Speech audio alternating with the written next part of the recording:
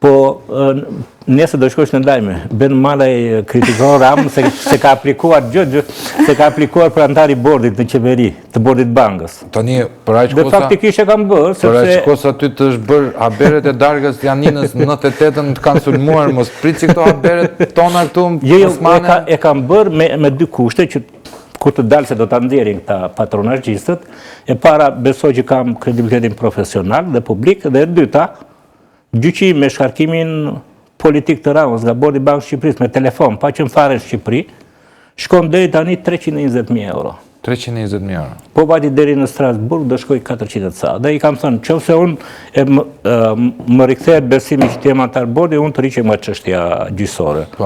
Qofse ai s'do me idenë se jam paratë taksa paguzve shqiptare, le të vazhdoj unë. Ti do marrësh drejtën tënde? Si ka mundësi se ju e njihni, zotin Rama? Si ka mundësi që s'ka frikë? Kushta që s'ka. Bravo. Kushta që s'ka. Dëgjoj, por ju renditë disa gjëra që zoti Rama i ka ndërmarrë që pas ardhjes së tij në pushtet. Rama si kryeminist i vendit, jo Rama si individ. Rama si kryetar bashkie më tutje. Ajo që shpiku Rama, që ishte një nga gjërat më interesante, ishin PPP-t. Për cilat... Nuk e shpiku, e mori PPP-t janë skema... Jo, e para, që t'jemi... Nuk e shpiku, e di pse? Nuk e shpiku për realitetin shqiptare? Jo, një minutë. Analiza historike, ka pas Sali Berisha, qeverisë Aliu, ngjyrosjen e karburanteve, prodhimin e pulla fiskale, që me zdi gjë në adresa e komparisë në Zvicër, që ishe në një palat me 20 metra hyrje... është bërë korupcion dhe me këto gjëra? Pa tjetër, qëko, po t'japi një fitim të sigur të kupton. Po pikërisht pra, si ka mundësi që nuk kanë frikë, more? Si nuk kanë frikë?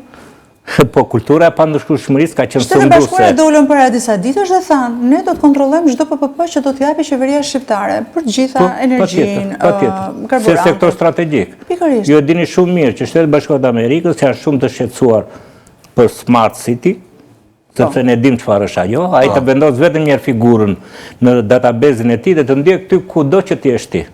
Dhe kjo është e tmerrshme se mund të keq përdoret ky informacion kundër Shqipërisë.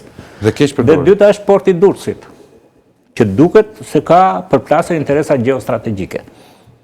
E di domethënë pikat më të dobta dhe bëjnë shumë mirë sepse ne kemi miratuar një ligj me kërkesën e Shtetet Bashkuara të Amerikës dhe BE-s që të vendosin filtrat veçantë për investimet e huaja në Shqipëri. Është bërë vjet, unë kam bashkëpunuar me një komision parlamentar që i ftuar nga opozita, nga zoti Braçe, dhe opozita është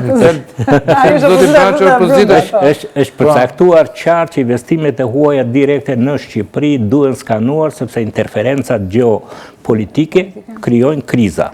Dhe këtë koncept e ka sqaruar edhe një nga mendjet e ndritura të Europës, Mario Draghi, i cili kritikon Europën që nuk bën kujdes në partnerët tregtar por të dhënë prioritet vëndën miqësore me Europën. Jo një vëndi që sot e ke mirë, nesër mëngjes sot ajo ika, unë thotë dhe të krijon problem.